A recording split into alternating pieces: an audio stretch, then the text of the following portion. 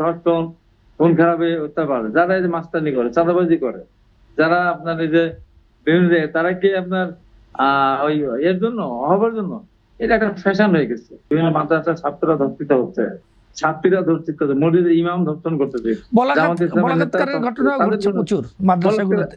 বলাৎকারের ঘটনা ঘটছে, হ্যাঁ ধর্ষণের ঘটনা ঘটছে।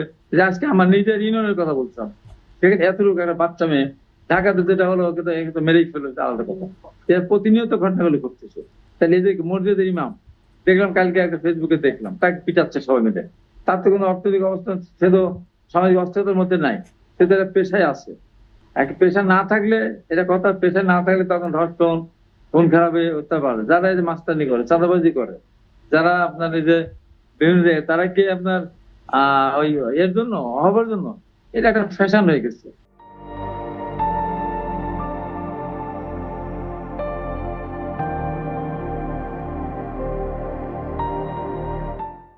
অথবা এদের পয়সা থেকে কোনো কাজ করবে না, তারা চাঁদাবাজি করবে, ডাকাতি করবে। ডাকাত একটা গোষ্ঠী, ডাকাত একটা গোষ্ঠী, চোর, তার চুরি করে।